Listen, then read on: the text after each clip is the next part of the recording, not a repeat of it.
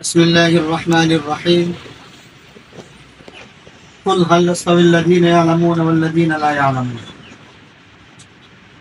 আল্লাহ পাক রব্বুল আলামিনের দরবারে লাখো কোটি শুকরিয়া যে আল্লাহ পাক রব্বুল আলামিন আমাদেরকে দুনিয়ার সমস্ত কাজ থেকে ফারিগ করে দ্বীনের এই মাদারিসে আসার বসার এবং মিটিংয়ে অংশগ্রহণ করার তৌফিক দান করেছেন। এর জন্য আমরা সকলে শুকরিয়া আদায় করি আলহামদুলিল্লাহ। এবং রাসূল সাল্লাল্লাহু আলাইহি ওয়াসাল্লামের প্রতি শত কোটি দুরূদ ও সালাম বর্ষিত হোক, যেনার উম্মত হওয়ার সৌভাগ্য আমরা অর্জন করতে পেরেছি। সকলে বলি সাল্লাল্লাহু আলাইহি ওয়াসাল্লাম।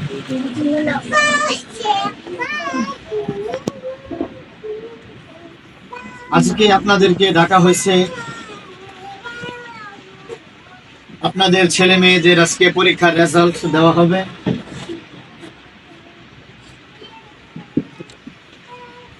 কে কোন স্থান অধিকার করছে সেটা আপনারা আজকে নিজ চোখে দেখতে পারবেন।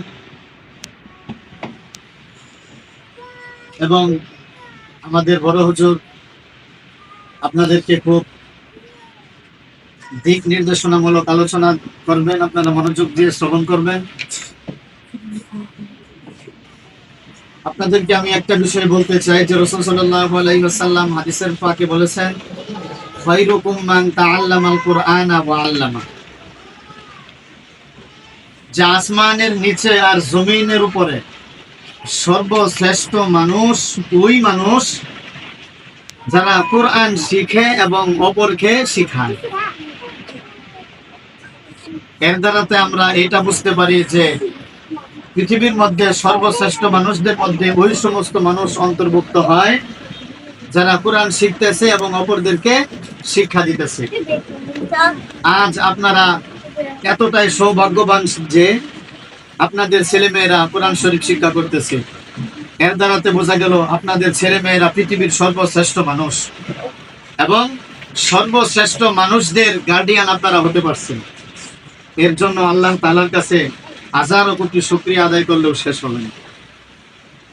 কিন্তু আফসোসের বিষয় হচ্ছে আজকে আমাদের এখানে 40+ ছাত্রছাত্রী থাকার পরেও মুষ্টিমাম কয়েকজন দায়িত্ববান গার্ডিয়ান আমাদের সামনে উপস্থিত আছেন।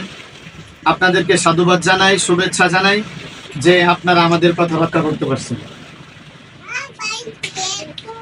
আর আফসোস এই জন্য বললাম যে 40 জন ছাত্রের গার্ডিয়ান 40 জনই হওয়ার কথা ছিল। তাহলে আপনারা মুষ্টিমাম কিছু লোক এখানে আসছেন, তাহলে দেখেন গুরুত্ব কতটুকু। আমাদের অফিস থেকে যে আমরা কল করলাম, প্রত্যেকটা ছাত্রদেরকে বলে দিলাম যে গার্ডিয়ানরা আসবে, সবাই তো আসে নাই। যারা হুজুরদের সম্মান বোঝে, ছাত্রদের গুরুত্ব বোঝে, কেবল তারাই কিন্তু আজকে এই মিটিং এর মধ্যে উপস্থিত হয়েছে।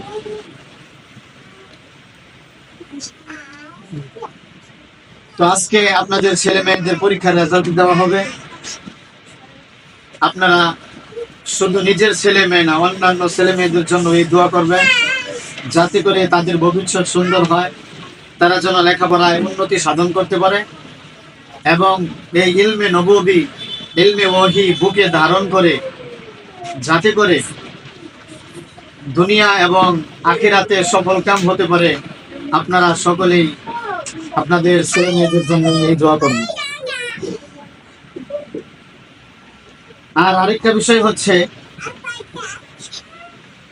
আমাদের এখানে 40 জন ছাত্র থাকা সত্ত্বেও আমরা 4 জন শিক্ষক সর্বদাই নিয়োজিত।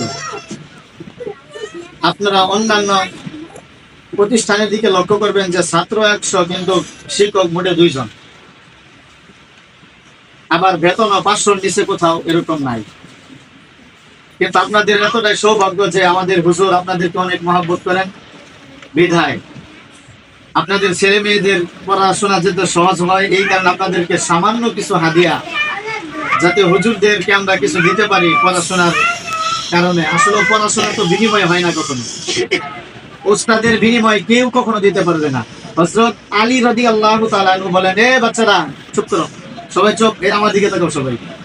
হযরত আলী রাদিয়াল্লাহু তাআলা আনহু বলেন যে যিনি শিক্ষক, যিনি উস্তাদ, যিনার কাছ থেকে কোনো ছাত্র একটা অক্ষরও যদি কেউ শিখে, তাহলে ওই উস্তাদ যদি চায় এই ছাত্রকে দাস বানায়া বাজারে বিক্রি করে দিতে পারবো। তাহলে একটা শিক্ষকের মর্যাদা কতটুকু আপনার একটু চিন্তা করে দেখুন। আপনার সন্তানকে যদি শিক্ষক এটা চায় যে এই ছেলেকে, এই মেয়েকে আমি দাসী বানায়া বাজারে বিক্রি করে দিব, এটাও হুজুরের জন্য জায়েজ। তাহলে শিক্ষকের মর্যাদা আমরা সব সময় রক্ষা করার জন্য চেষ্টা করব। যখনই মিটিং এর জন্য আহ্বান করা হয়, তখন সকলে মিটিং এর মধ্যে আসবো, মিটিং এর মর্যাদা বজায় রাখবো। হুজুররা যে আপনাদেরকে ডাকেন, এই ডাকের মর্যাদা রক্ষা করব। আর বিশেষ করে আপনাদের ছেলেমেয়েরা যখন বাড়িতে যাবে, আমরা তো পড়াশোনা 9টা থেকে 4টা পর্যন্ত পড়াই, কিন্তু ছোট যারা আছে তাদেরকে 3টা, 3:30টার দিকে ছুটি দিয়ে দিই।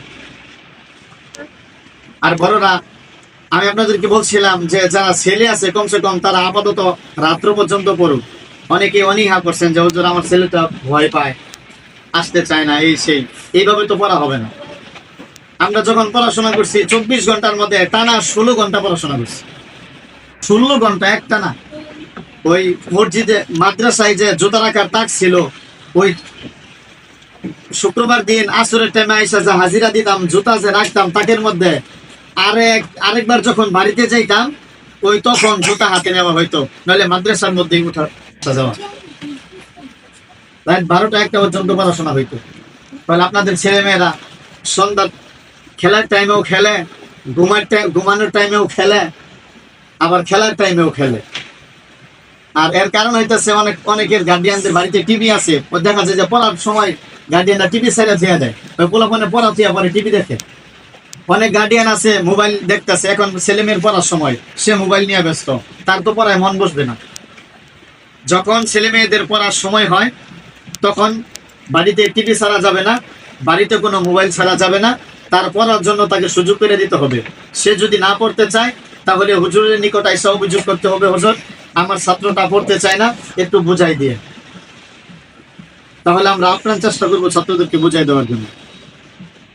আর আমরা এই 40+ ছাত্রদের, প্রায় 40, 42, 43 জনের মতো ছাত্র আছে, আমরা সব 4 জন শিক্ষককে আপনাদের ছাত্রদেরকে নিজের সন্তানের মতো ভালোবাসি। যদি কখনো প্রহারের প্রয়োজন হয়, তাহলে হালকা পাতলা প্রহারও করি। কারণ দেখা যেতেছে অনেক সময় মুখের কথায় অনেক মানে না, দুষ্টামি করে, দেখা যেতেছে একটু প্রহার করতে হয়। এই জন্য আপনারা মনোক্ষুণ্ণ হবেন। আর আলহামদুলিল্লাহ আপনাদের ছাত্ররা অনেক ভালো, অনেক সভ্য। মানে বর্তমান যুগের তুলনায় যতটুকু হওয়ার কথা ছিল দুষ্টু, ততটুকু দুষ্টু এখনো হয় নাই। আল্লাহ তাআলার কাছে লাখো শুকরিয়া যে আপনারা বুঝতে পারছেন যে আসলে মাদ্রাসা দেওয়ার লাভটা কি। রাসূল বলেন, মা ইউরিদিল্লাহু বিহি খায়রা ইউফাকিহু ফিদ্দিন। আল্লাহ তাআলা যার ভালো চায়, আল্লাহ তাআলা যার ভালো চায়, কেবলমাত্র তারই এই দ্বীনের ইলম দান করে। তাহলে আপনাদের ছেলে মেয়েরা দ্বীন ইলম শিক্ষা করার জন্য এখানে আসছে। বোঝা গেল আল্লাহ তাআলা আপনাদেরও ভালো চান এবং আপনাদের ছেলে মেয়েদেরও ভালো চান। যদি না হইতো তাহলে অন্যান্য শিক্ষায় শিক্ষিত হইয়া একেবারে শিক্ষাবিদ হয়ে যেত। অন্যান্য শিক্ষার মধ্যে যতটুকু লাভ দুনিয়ার দিকে, আরবি শিক্ষার মধ্যে কিন্তু ততটুকু লাভ নাই। কিন্তু আখিরাতের দিক দিয়ে আরবি শিক্ষা এতটুকুই আগায় যাবে যে দুনিয়ার কোনো শিক্ষা আরবি শিক্ষার কোনো কিনারা দিয়া ঘেঁষতে পারবে না। একটা হরফ যদি কেউ বলে আলিফ, তাহলে সাথে সাথে ফেরেশতারা 10টা নেকি লেখে। তাহলে সারাদিন যদি ক খ পড়ে, একটা নেকি আল্লাহ লিখবে না, ফেরেশতারা লিখবে না।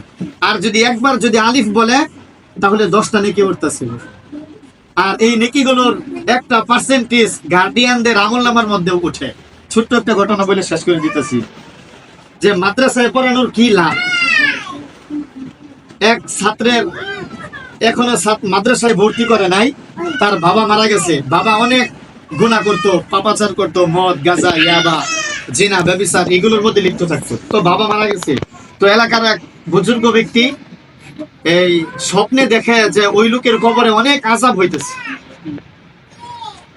তো ওই লোক আইসা, যিনি মারা গেছেন, ওনার ওয়াইফের কাছে আইসা বলতেছে যে আমি তো এরকম স্বপ্নে দেখলাম, আপনার স্বামীর কবরের মধ্যে এরকম আযাব হইতেছে, আমি দেখলাম, তো এখন কি করা যায়। তো এই মহিলা আর ওই লোকটা ওই গ্রামে যে মাদ্রাসা ছিল ওখানে গেছে, হুজুরে যাই বলতেছে, হুজুর একটু দোয়া দুরুদ কইরা দেন মাদ্রাসা ছাত্রদেরকে নিয়ে, তো আমার স্বামীর কবরে যে আযাব হইতেছে উনি এটা স্বপ্নে দেখছে। তখন হুজুরে বলেন যে দেখেন, আমাদের দোয়া কবুল হইতেও পারে, নাও হইতে পারে, কিন্তু আপনার যে একটা ছেলে সন্তান আছে, একটা মেয়ে সন্তান আছে, সে যদি দোয়া করে এই দোয়াটা বাবার জন্য কবুল হবে বেশি, মায়ের জন্য কবুল হবে বেশি। তো বললেন তাহলে এখন কি করার? হুজুরে বললো যে আপনার ছেলে মেয়েকে কি করেন, মাদ্রাসায় দিয়া দেন। তো বলছি ঠিক আছে, আগামীকাল সকালে আসবে। পরের দিন সকালে এই একটা ছেলে ছিল একটা মেয়ে ছিল, মাদ্রাসায় নিয়ে আসছে। মাদ্রাসায় নিয়ে আসার পরে যখন ভর্তি করে দিছে, ছেলেমেয়েরা যখন পড়তেছে আউযু বিল্লাহি মিনাশ শাইতানির রাজিম বিসমিল্লাহির রহমানির রহিম, যখন বিসমিল্লাহ পড়া শুরু করছে, আলিফ এখনো শুরু করে নাই, শুধু কি বলছে বিসমিল্লাহির রহমানির রহিম। এর অর্থ হইতেছে যে আমি আল্লাহ তাআলার নামে শুরু করতেছি, যে আল্লাহ তাআলা অনেক মেহেরবান এবং দয়ালু। তো আল্লাহ তাআলার অন্তরা কুদরতি দিলের মধ্যে জোশ উঠছে যে কি ব্যাপার, এই ছেলে এই মেয়ে মাদ্রাসায় আয়সা পড়তেছে বিসমিল্লাহির রহমানির রহিম, আর আমি আল্লাহ তার বাবার কবরে আযাব দিতেছি, তাহলে তো এটা রহমানের সিফত হতে পারে না, এটা রহিমের সিফত হতে পারে না, এটা দয়ালু মেহেরবানের সিফত হতে পারে না। ও ফেরেশতারা, আমি তার বাবার কবরের আযাব চিরতরে মাফ করে দিলাম। কিসের জন্য মাফ করলো? মাদ্রাসায় দিয়েছে, আয়সা কি পড়ছে বিসমিল্লাহির রহমানির রহিম। এর অর্থ কি, আমি আল্লাহর নামে শুরু করতেছি, যে আল্লাহ অনেক দয়ালু এবং মেহেরবান। এই যে অনেক দয়ালু এবং মেহেরবান আল্লাহকে বলার কারণে আল্লাহ খুশি হয়ে গেছে। পরিণাম ফল জাহান্নামটা, যে কবরটা যে জাহান্নাম তৈরি হয়ে গেছিল, এই কবরটারে মাদ্রাসায় পড়ার কারণে ছাত্রছাত্রীরা কি বলছে বিসমিল্লাহির রহমানির রহিম বলছে ছেলেমেয়েরা। তো এর খাতিরে আল্লাহ তাআলা চিরতর কবরের আযাব মাফ করে দিছে। এটা কেমনে দেখলো? পরে আবার স্বপ্নে দেখা যায় কবরের আযাব মাফ হয়ে গেছে। পরে আয়েশা হুজুর আবার বলে, হুজুর এই স্বপ্নে দেখলাম। তাহলে মাদ্রাসায় পড়ায়া আপনারা ঠকতেছেন না, মাদ্রাসায় পড়ায়া কখনো হীনমন্যতায় ভুগবেন না। যারা মাদ্রাসায় পড়তেছে তারা স্বয়ং আল্লাহ তাআলার পক্ষ থেকে যেই এলেম আসে এই এলেম শিখতেছে, দুনিয়ার কোন এলেম তারা শিখতেছে না, আল্লাহর পক্ষ থেকে যেটা আসতেছে সেটা শিখতেছে। তবে হ্যাঁ, আমরা বাংলা পড়াই, ইংরেজি পড়াই, অঙ্ক পড়াই দুনিয়াদারি করার জন্য না, এই কারণে যে মাসলা মাসাইল আছে, হিসাব নিকাশ করতে গেলে অঙ্কের প্রয়োজন। অন্যান্য কিতাবাদি, অনেক কিতাবাদি আছে ইংরেজিতে লেখা, যাতে ইংরেজি পড়তে পারে, অনুবাদ করতে পারে, এই কারণে আমরা ইংরেজি পড়াই। বাংলাতে অনেক কিতাবাদি আছে যাতে পড়া পড়া বুঝতে পারে, এই জন্য আমরা বাংলা পড়াই। আমাদের নিয়ত হচ্ছে এটা। আর স্কুলে যারা পড়ে তাদের নিয়ত কি, আমার ছেলে বাংলা পড়বে, বিজ্ঞানী হবে, ডাক্তার হবে, ইঞ্জিনিয়ার হবে, আর কত কিছু হবে।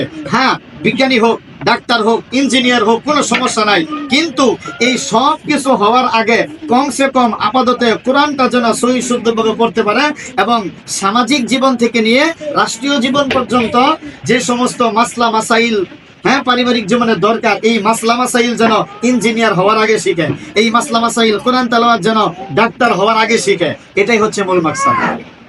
আল্লাহ যেই কথাগুলো বললাম একেবারে বিক্ষিপ্ত কথা, আল্লাহ তাআলা আমাদের সবাইকে এই সমস্ত কথার উপর আমল করার তৌফিক দান করুক, আমিন।